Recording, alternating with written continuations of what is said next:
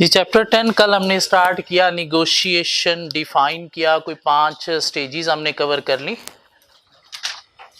उस स्टेजेस में से एक चौथी स्टेज थी हमारे पास बारगेनिंग, उसकी 2 टाइप्स कवर कर ली, डिस्ट्रीब्यूटिव बारगेनिंग, इंटीग्रेटिव बारगेनिंग।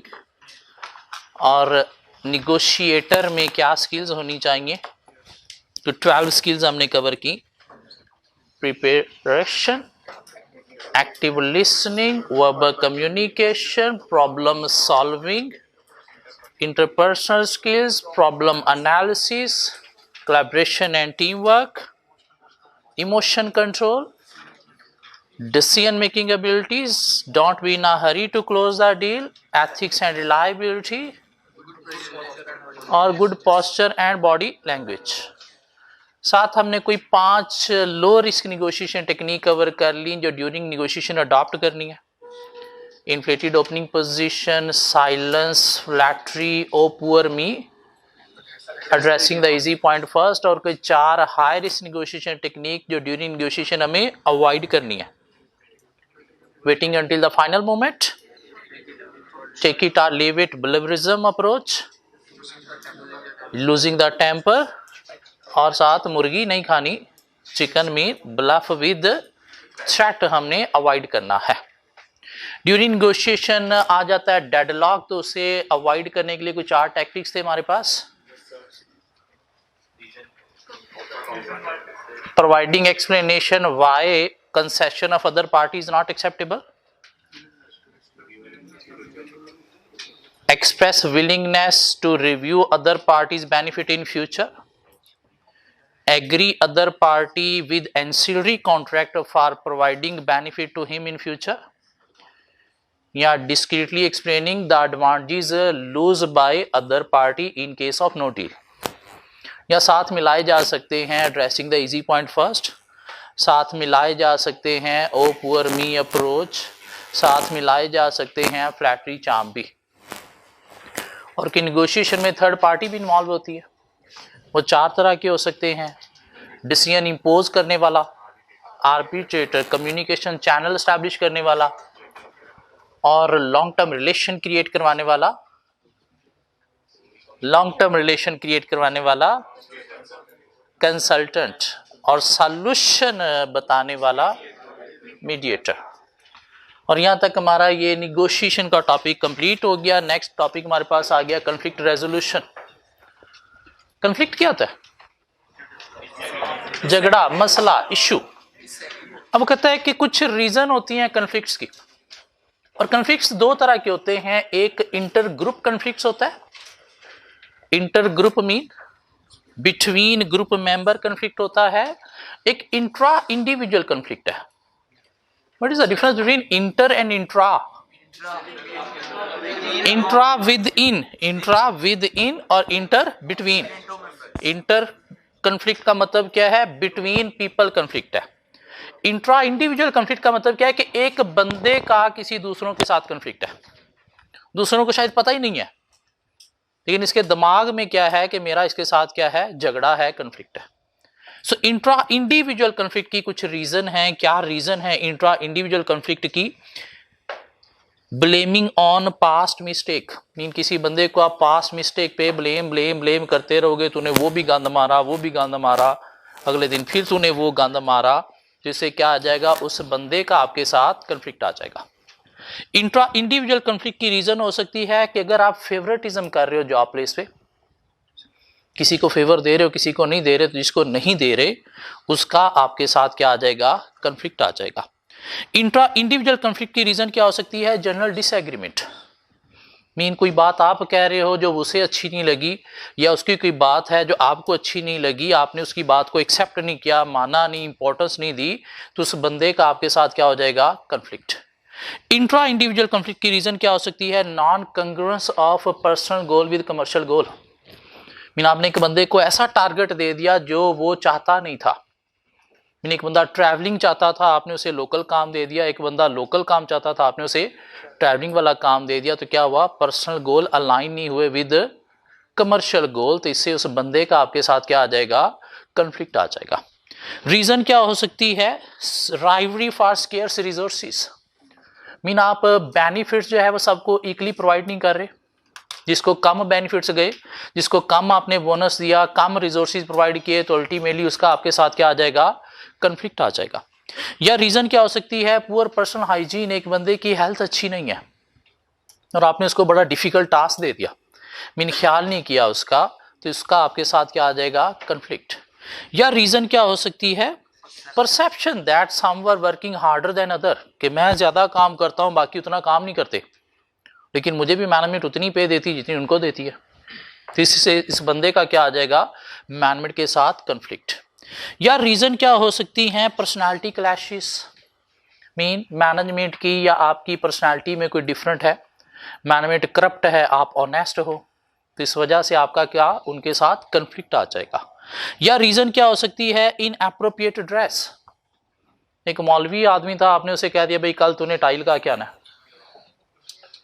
तो शायद समझता है कि रिलीजियसली ये चीज अच्छी नहीं है, तो इससे क्या आ जाएगा, उसका आपके साथ conflict.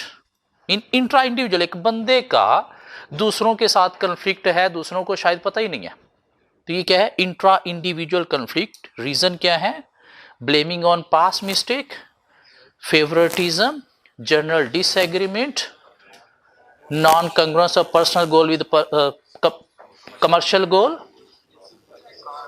rivalry for scarce resources, poor personal hygiene, personality clashes, या फिर inappropriate dress। पास में अभी तक एग्जामिनर ने ये पूरा का पूरा पेज टेस्ट नहीं किया, हमारे लिए छोड़ा हुआ है।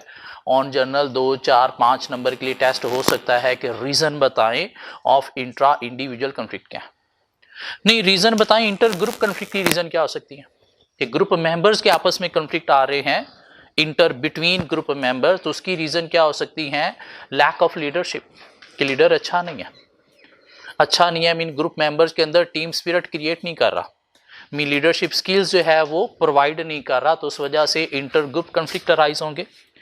लैक ऑफ रिकॉग्निशन, कि अगर लोगों के काम को रिकॉग्नाइज नहीं किया जा रहा, तो उस वजह से इंटर ग्रुप कंफ्लिक्ट अराइज होंगे। Lack of coordination, group members के बीच में कोऑर्डिनेशन मीन सीक्वेंस टाइमिंग जो है वो प्रॉपर्ली डिफाइन ही नहीं है, किसने क्या करना है, तो उस वजह से क्या आएंगे, इंटर ग्रुप कंफ्लिक्ट।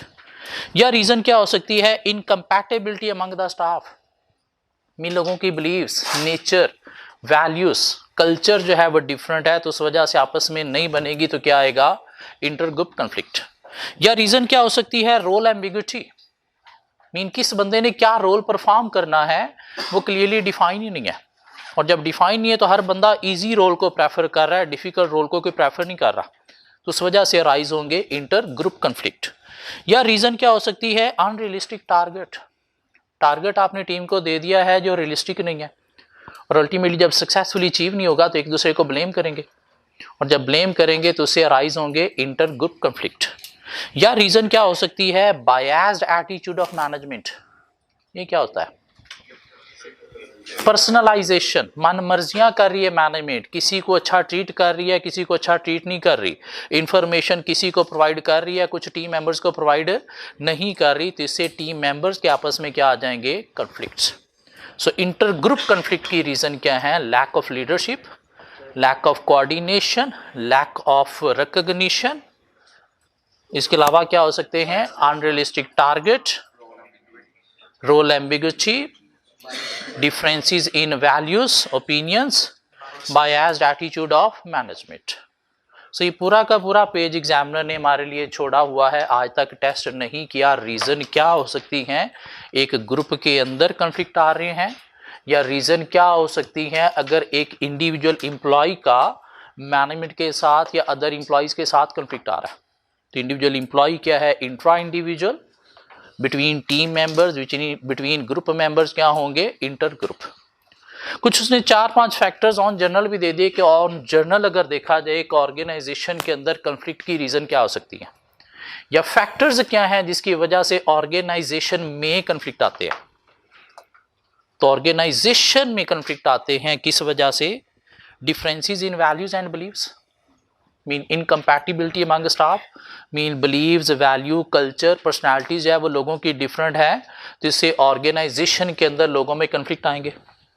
या रीजन क्या हो सकती है, इंटरपर्सनल डिफरेंसेस, ग्रुप पॉलिटिक्स, मतलब क्या हुआ कि फेवरेटिज्म का चांस है ग्रुप के अंदर, किसी को मैनेजमेंट फेवर कर रही है, किसी को प्रॉपर फेवर नहीं कर रही, लोग एक दूसरे को नीचा दिखाने में लगे हुए हैं। तो इस वजह से भी क्या आएंगे, ऑर्गेनाइजेशन के अंदर कन्फ्लिक्ट।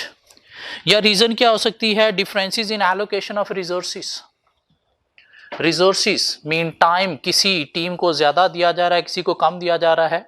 बजट किसी को ज्यादा एलोकेट किया जा रहा है, किसी को कम एलोकेट किया जा रहा है। नंबर ऑफ स्टाफ किसी डिपार्टमेंट को ज्यादा दिया जा रहा है, किसी को कम दिया जा रहा है। तो ये क्या है, रिसोर्सेज आप जो है वो इक्वली डिस्ट्रीब्यूट नहीं कर रहे। तो इस वजह से डिपार्टमेंट्स के आपस में या लोगों के आपस में कन्फ्लिक्ट अराइज हो सकते हैं।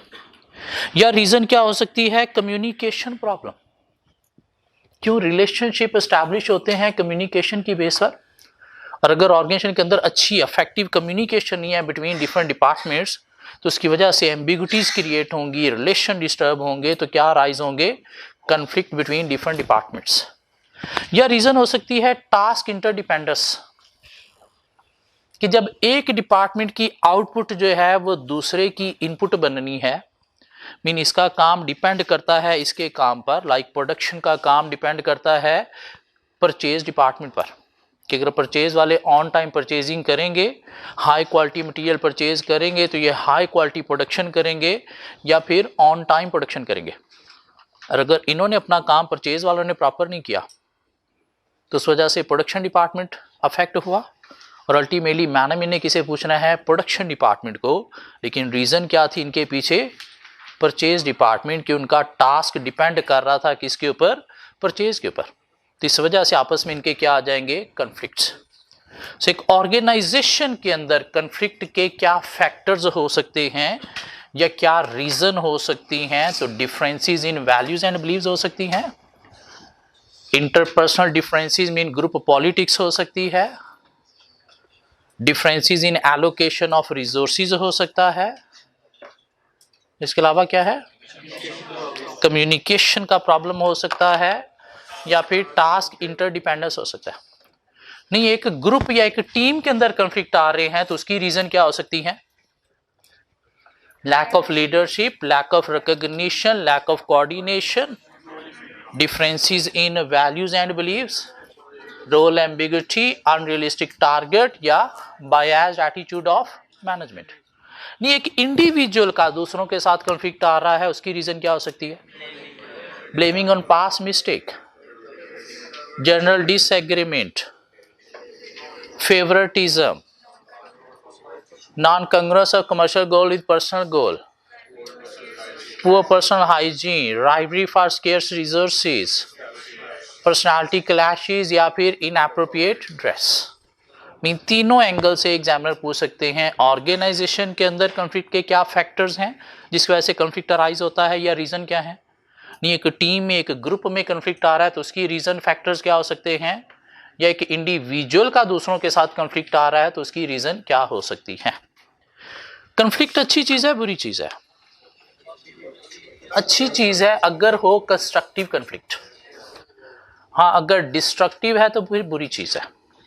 कंस्ट्रक्टिव कॉन्फ्लिक्ट क्या है, जो अराइज हुआ है टुवर्ड्स अ गोल, ऑब्जेक्टिव या रोल रिस्पॉन्सिबिलिटी, जिसमें पर्सनालिटी इश्यूज जो हैं उनको साइड पे रख के फोकस है किस चीज पे, गोल पे या फिर रोल रिस्पॉन्सिबिलिटी पे, जो फुली रिजॉल्व भी होंगे और अल्टीमेटली रिजॉल्व होंगे तो उससे बेनिफिट्स मिलेंगे। क्या बेनिफिट्स मिलेंगे कॉन्फ्लिक्ट से, क्या बेनिफिट वैसे मिल सकते हैं,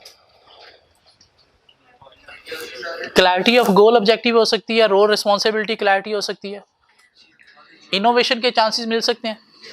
जब मिल बैठ के लोग मसले को रिजॉल्व करने के लिए बैठेंगे तो वहां से क्रिएटिव आइडियाज जनरेट होंगे, इससे मोर कोऑर्डिनेशन अचीव करने में भी हेल्प मिलेगी। क्या ख्याल है, इससे अगर कोई बंदा बहुत ज्यादा डोमिनेटिंग था तो वो अब चीजें खत्म हो जाएंगी। इससे आपके अंदर की जो कड़वाहट काफी अरसे से आपके अंदर चल रही थी उसको अब बाहर निकालने का भी चांस मिलेगा, जिससे आपकी सड़ी शक्ल जो अब शायद थोड़ी बेहतर हो जाएगी।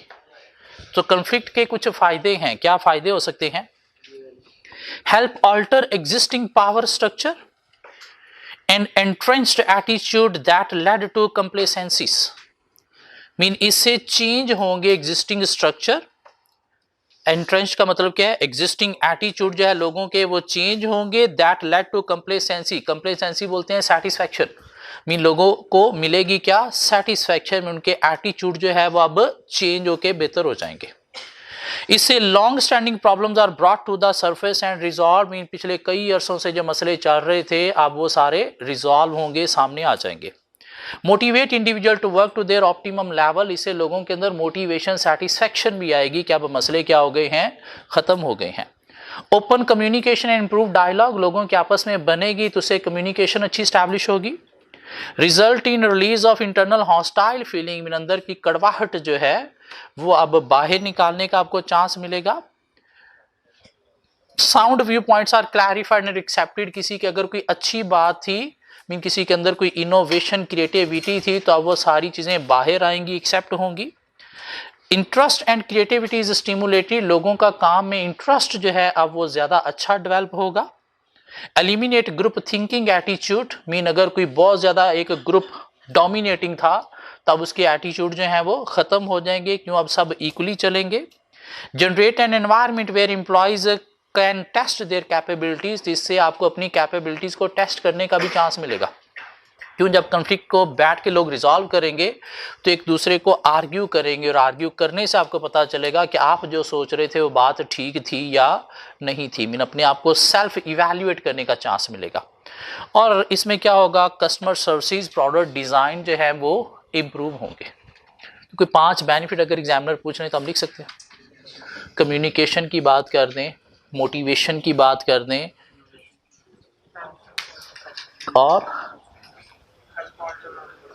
एग्जिस्टिंग सिचुएशन जो है वो ऑल्टर होके सेटिस्फैक्शन मिलेगी, एक अच्छा एनवायरनमेंट क्रिएट होगा, group thinking attitude mean dominating behaviour eliminate होंगे, कस्टमर सर्विसेज प्रोडक्ट डिजाइन जो है वो इंप्रूव होंगे। कॉन्फ्लिक्ट बुरी चीज भी है लेकिन कौन सा, डिस्ट्रक्टिव, तो कॉन्फ्लिक्ट्स के कुछ मसले भी हैं। मसले क्या हैं, डीमोटिवेशन होगी, ये क्या मुसीबत है, breakdown in communication, reduce quality of product और सर्विसेज, क्यों आपस में बनेगी नहीं तो प्रोडक्ट की क्वालिटी भी इफेक्ट होगी। डिसिप्लिनरी एक्शन, मैनेजमेंट को फिर गंदे लोगों के अगेंस्ट डिसिप्लिनरी एक्शन लेना पड़ेंगे। Internally focused destructive decision rather than customer focused decision, mean management internal मसलों में ही फंसी रहेगी, एक्सटर्नल कस्टमर मार्केट कंपैटर इनको फोकस नहीं कर सकेगी। Creation of environment of distrust and suspicion, शक व शुबहात का एक एनवायरनमेंट जो है वो क्रिएट हो जाएगा, लोग एक दूसरे पे शक करेंगे, मीन ट्रस्ट का एलिमेंट जो है वो खत्म हो जाएगा। Concentration of efforts with narrow group interest, लोग छोटे दिमाग के हो जाएंगे, छोटी सोच वाले हो जाएंगे, पर्सनल इश्यूज के ऊपर ही आपस में लड़ झगड़ रहे हैं, अपनी आगे ग्रोथ को फोकस नहीं कर सकेंगे। मसला क्या है, अंडरमाइनिंग ऑफ टीम एफर्ट्स, इससे टीम स्पिरिट जो है वो लो होगा तो टीम की इफेक्टिवनेस एफिशिएंसी भी अफेक्ट होगी। सो कॉन्फ्लिक्ट के कुछ फायदे भी हैं लेकिन कौन सा, कंस्ट्रक्टिव, लेकिन मसले भी हैं लेकिन कौन सा, डिस्ट्रक्टिव मीन गंदा कॉन्फ्लिक्ट। तो कंस्ट्रक्टिव कॉन्फ्लिक्ट होता क्या है, a conflict that arises due to goal, objective या role responsibility rather than personal issues. तो कंस्ट्रक्टिव कॉन्फ्लिक्ट के लिए जरूरी है कि आपने क्या करना है, पर्सनालिटीज मीन पर्सनल इश्यूज को साइड पे रख के फोकस करना है किस चीज पे, गोल, ऑब्जेक्टिव, रोल, रिस्पॉन्सिबिलिटी पे, और उसे क्या करना है, रिजॉल्व करना है। अब कहते हैं जो कंस्ट्रक्टिव कॉन्फ्लिक्ट है इसके कुछ फायदे हैं या इससे बिजनेस की परफॉर्मेंस इंप्रूवमेंट भी होती है। क्या फायदे हैं या कैसे ये हेल्प देते हैं परफॉर्मेंस को इंप्रूव करने में, कुछ 6 पॉइंट हैं जो पास में एग्जामिनर 2 दफा टेस्ट कर चुके हैं। ऊपर कंस्ट्रक्टिव कॉन्फ्लिक्ट को उसने डिफाइन किया, क्या है, a conflict which support the goal of the group and help to improve its performance, mean ऐसा कॉन्फ्लिक्ट जो गोल को सपोर्ट कर रहा है, mean towards goal, role, responsibility है रादर देन पर्सनल इश्यूज, जिसके लिए प्री रेक्विजिट्स क्या है, मीन क्या चीजें जरूरी हैं इन functional conflict, constructive conflict, positive conflict. It is important to separate personalities of the parties from the issue which cause or create conflicts. The individuals involved in functional conflict do not take disagreement personally, but in a spirit of harmony to examine and understand all the aspects which have a bearing on the issue to achieve optimal results for achieving the goal of the group. Mean क्या करना है, आपको एक mutual harmony mean relationship के through चलना है ताकि हम गोल ऑब्जेक्टिव टास्क को फोकस कर सकें, परफॉर्मेंस को फोकस कर सकें, पर्सनल इश्यूज को साइड पे करना है। और जब कंस्ट्रक्टिव फंक्शनल या पॉजिटिव कन्फ्लिक्ट है तो इससे ऑर्गेनाइजेशन की परफॉर्मेंस इंप्रूव करने में हेल्प मिलेगी। कैसे हेल्प मिलेगी? रीअसेसमेंट की, इससे क्या होगी, जो आपकी करंट सिचुएशन है वो रीअसेस होगी कि हम जो कर रहे हैं वो चीज़ें ठीक कर रहे हैं या नहीं कर रहे हैं। क्यों? लोग मिल बैठ के डिस्कशन करेंगे तो उससे क्लियर होगा कौन क्या करने के काबिल है, आइदर वो ठीक वे में कर रहा है या नहीं कर रहा। तो इससे रीअसेसमेंट होगी किस चीज़ की? करंट पोजीशन की, ऑब्जेक्टिव मैनर में, मीन एक ट्रू मैनर में। कंस्ट्रक्टिव कॉन्फ्लिक्ट से क्या होगा? इनोवेशन के चांसेस भी मिलेंगे। क्यों? जब लोग मिल बैठ के मसला रिजॉल्व करेंगे तो वहाँ पे क्रिएटिव आइडियाज जो हैं वो जनरेट होंगे। कंस्ट्रक्टिव कॉन्फ्लिक्ट से फायदा होगा कि इससे कोऑर्डिनेशन अचीव करने में भी हेल्प मिलेगी। क्यों? रोल रिस्पॉन्सिबिलिटी क्लियर होंगे, सीक्वेंस टाइमिंग क्लियर होगी, तो इससे कोऑर्डिनेशन अचीव होगी। इसका फायदा है कि इससे इमोशन इन ओपन, मीन आपके अंदर जो कड़वाहट थी, गंदी फीलिंग थी, वो सारी अब खुल के बाहर लाने का चांस मिलेगा। मीन इससे रिलीज होंगी पेंट अप टेंशंस। ये पेंट अप टेंशंस कौन सी होती हैं? पेंट अप टेंशंस, एक गाना भी था इंडिया का, मैं पेंट अप हो गई यहाँ सुन सुन तेरे दुखड़े वे। काला चश्मा गाना था कोई, उसके अंदर ये था मैं पेंट अप हो गई यहाँ। क्या होता है ये पेंट अप टेंशंस? लो इमोशन वाली टेंशन, मीन ऐसी टेंशन जो आपके इमोशन को डाउन करती हैं, उन्हें नाम देता है पेंट अप टेंशंस। मीन आपकी शक्ल को सड़ा हुआ बना देती हैं, उन्हें क्या नाम दिया जाता है? Pent up tensions. तो कंस्ट्रक्टिव कॉन्फ्लिक्ट का फायदा है कि इससे emotion in open, mean pent up tensions जो हैं वो रिलीज होंगी, आपको क्या मिलेगी? सेटिस्फैक्शन मिलेगी। कंस्ट्रक्टिव कॉन्फ्लिक्ट का फायदा है सेल्फ इवैल्यूएशन। सेल्फ इवैल्यूएशन का मतलब क्या है कि आपको अपनी एबिलिटीज जो हैं उनके ऊपर आर्गूमेंट जब मिलेगा तो उनको इवैल्यूएट करने का भी चांस मिलेगा कि आपका जो दिमाग था या आपकी जो सोच थी ठीक थी या नहीं थी। सो क्या कहता है? Providing opportunity to dissident to self evaluate. Dissident बोलते हैं मुखालिफ राय को, कि आपको एक अपॉर्चुनिटी मिलेगी किस चीज़ की? मुखालिफ राय, मीन आगे से आर्गूमेंट रिसीव करने की, जहाँ से सेल्फ इवैल्यूएशन होगी आपकी अपनी on analytical abilities and expertise that bring on important issues. Constructive conflict का फायदा है क्या? Testing of new ideas. Mean अगर कोई पहले एक ग्रुप डोमिनेटिंग था, डिसीजन इंपोज कर रहा था, मीन रबड़ stamping decision, mean impose decision जो हैं अब वो ख़त्म होंगे। अब सब मिल के डिसीजन लेंगे और उससे क्या होंगे? नए नए आइडियाज़ जो हैं वो भी जनरेट होंगे। तो कंस्ट्रक्टिव कॉन्फ्लिक्ट के फायदे हैं, या इससे ऑर्गेनाइजेशन की परफॉर्मेंस इंप्रूव होती है। कैसे इंप्रूव होती है? इससे रीअसेस होती है current position in objective manner, इससे इनोवेशन क्रिएटिविटी के चांसेस मिलते हैं, इससे कोऑर्डिनेशन रिलेशनशिप कम्युनिकेशन अच्छी स्टैब्लिश करने में हेल्प मिलती है, इससे emotion in open, mean pent up tensions जो हैं वो रिलीज होती हैं, सेटिस्फैक्शन मोटिवेशन मिलती है, इससे सेल्फ इवैल्यूएशन होती है, मीन ऑन एनालिटिकल एबिलिटीज या स्किल्स की इवैल्यूएशन होती है थ्रू डिसीडेंट, मीन मुखालिफ राय आर्गूमेंट से। और इससे क्या होता है? Testing of new ideas, mean dominating decision making avoid होके एक म्यूचुअल डिसीजन मेकिंग का एनवायरनमेंट क्रिएट होता है जहां से कोई क्रिएटिविटी जनरेट होगी। सो कन्फ्लिक्ट रेजोल्यूशन में क्या पढ़ लिया हमने? इंट्रा इंडिविजुअल कन्फ्लिक्ट की रीजन, कोई 5 रीजन हम बता सकते? इंटर ग्रुप कन्फ्लिक्ट की रीजन, या टीम के बीच में कन्फ्लिक्ट की रीजन? नहीं, 5 फैक्टर्स बताएं जिसकी वजह से ऑर्गेनाइजेशन में कन्फ्लिक्ट अराइज होते हैं। और हमने पढ़ लिए कन्फ्लिक्ट्स के कुछ फायदे भी हैं। यही जो फंक्शनल कन्फ्लिक्ट वाली बातें हैं, यही कन्फ्लिक्ट के फायदे भी हैं।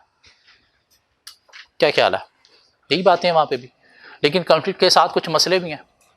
डीमोटिवेशन है, कम्युनिकेशन ब्रेकडाउन है, डिसिप्लिनरी एक्शन है, internally focused destructive decision rather than external customer focused decision. और इससे प्रोडक्ट की क्वालिटी और कस्टमर सर्विस क्या होती हैं, पुअर होती हैं, डाउन होती हैं। हाँ, कंस्ट्रक्टिव कन्फ्लिक्ट क्या है उसे हम डिफाइन कर सकते हैं। A conflict that is arises due to goal objective or role responsibility rather than personal issues। और इसके कोई 6 फायदे हैं या इससे ऑर्गेनाइजेशन परफॉर्मेंस इंप्रूव होती है। और आगे हमारे पास कोई 2 छोटे छोटे टॉपिक और रह गए। कल हमने मिलना है, कल हमने क्लास में आना है। कल आप लोगों को पास पेपर का एनालिसिस मैंने देना है, कब कब किस चैप्टर से क्या क्या टेस्ट हुआ और हर चैप्टर से कमिंग अटेम्प्ट के लिए क्या क्या टॉपिक इंपॉर्टेंट है। ठीक हो गया? तो वो आपको कल क्लास में पूरी मिलनी है, तो उसके लिए आपको क्लास में तो आना ही आना है। सो ये टॉपिक एक कवर कर ले। ये आता है आपको? आपको पता है नहीं? ये आता है आपको? कन्फ्लिक्ट को रिजॉल्व करने के कोई 5 स्टाइल हैं। कन्फ्लिक्ट को रिजॉल्व करने के कोई 5 स्टाइल हैं। क्या स्टाइल हैं? हमने ऑलरेडी बीसी में पढ़े हुए हैं। Competitive,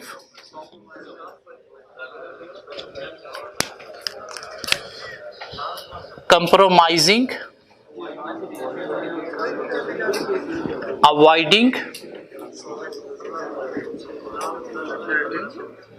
collaborative and accommodating. So conflict को रिजॉल्व करने के कोई 5 स्टाइल हैं। Competitive, compromising, avoiding, collaborative, accommodating.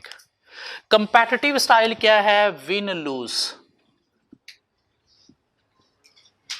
Win loose mean मैं जीत जाऊं दूसरा हार जाए। मीन आप अपनी बात मनवा रहे हो, दूसरे की बात को कंसीडर नहीं कर रहे।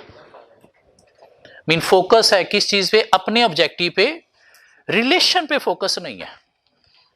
मीन दूसरा भाड़ में जाए, बस मेरी बात मानी जाए। कब ये स्टाइल आप अडॉप्ट करोगे? जब आप पावर में हो। अगर पावर में नहीं हो तो फिर ये स्टाइल पे आप नहीं जा सकते, अदरवाइज फेल हो जाओगे।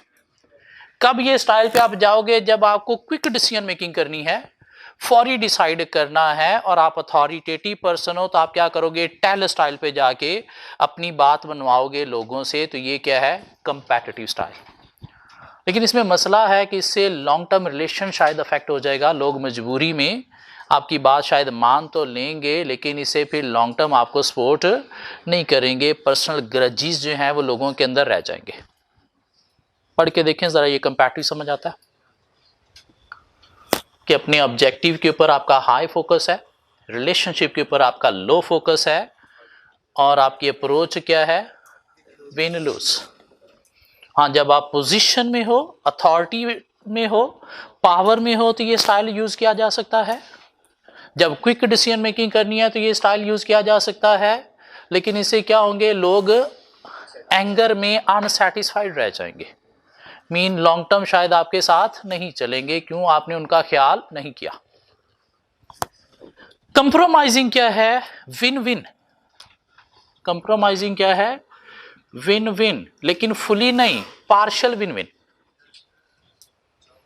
कि मसला बिल्कुल रिजॉल्व हो ही नहीं रहा, शायद डेडलॉक आ गया है, तो आपने क्या किया? चलो जितना भी है कुछ मैं कंप्रोमाइज करता हूं, कुछ दूसरी पार्टी कंप्रोमाइज करे, तो चलो हम सम विन विन की तरफ आ सके।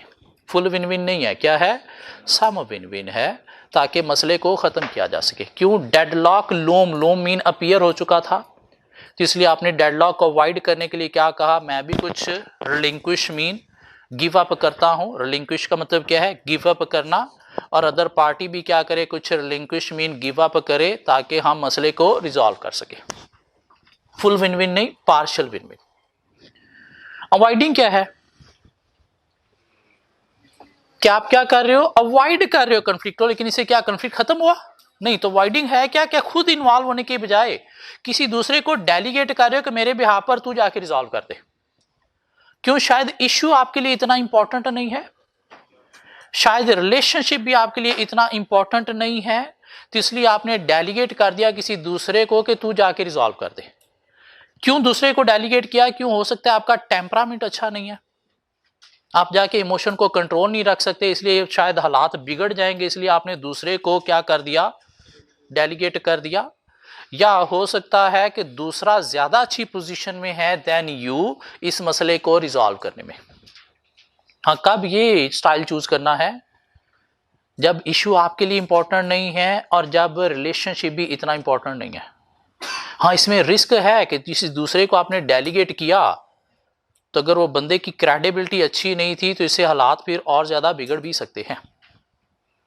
इसलिए कोशिश करनी चाहिए खुद ही इन्वॉल्व बीच में होना चाहिए। दूसरे को बेशक डेलीगेट किया है फिर भी थोड़ा बीच में खुद इन्वॉल्व होना चाहिए। क्यों? दूसरा हो सकता है दूसरी पार्टी के साथ मिला हो, जाके उसे ही सारी फेवर दे दे, या दूसरा हो सकता है बीच में कोई डैश आदमी हो जो हालात और ज्यादा बिगाड़ दे, तो इसलिए थोड़ी रिस्की अप्रोच है। मीन इसमें अवॉइड में क्या किया? कंफ्लिक्ट खत्म नहीं हुआ, आपने डेलीगेट किया दूसरे को कि वो जाके रिजॉल्व करे। कोलैबोरेटिव क्या है? फुल विन विन, पार्शियल नहीं, full win win. Mean through integrative bargaining आप लोगों ने मिल बैठ के ऐसा कोई क्रिएटिव सॉल्यूशन निकाल लिया जहां पे दोनों पार्टीज जो हैं वो फुली विन विन सिचुएशन में आ सके, जिसमें रिलेशनशिप भी आपके लिए इंपॉर्टेंट है, जिसमें आपका ऑब्जेक्टिव भी आपके लिए इंपॉर्टेंट है। तो आपने मिल के ऐसा कोई सोल्यूशन निकाला ताकि एक लॉन्ग टर्म रिलेशन भी मेंटेन हो जाए, दोनों फुली विन विन पे भी आ सके। कब इस स्टाइल पे जाना है? जब प्रीवियस कन्फ्लिक्ट की हिस्ट्री है, मीन आप कन्फ्लिक्ट रिजॉल्व करते थे फिर मसला आ जाता था, रिजॉल्व करते थे फिर मसला आ जाता था। तो आप सपोज किसी एक कंसल्टेंट के पास चले गए, स्पेशलिस्ट पर्सन के पास, उसने आपको ऐसा सोल्यूशन दे दिया कि आप फुली विन विन पे दोनों पार्टी जो है वो सेटिस्फाई हो सको। अकोमोडेटिंग क्या है? Loose win.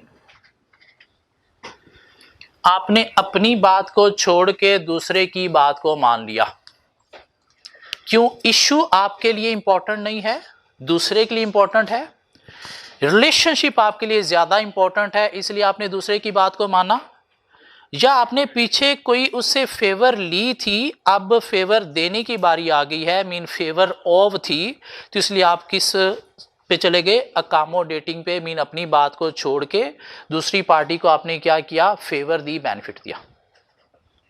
सो कंपैटिटिव विन लूज कब यूज करना है? जब इमरजेंसी में क्विक डिसीजन मेकिंग करनी है या आप पोजीशन पावर अथॉरिटी में हो। Compromising, partial win win.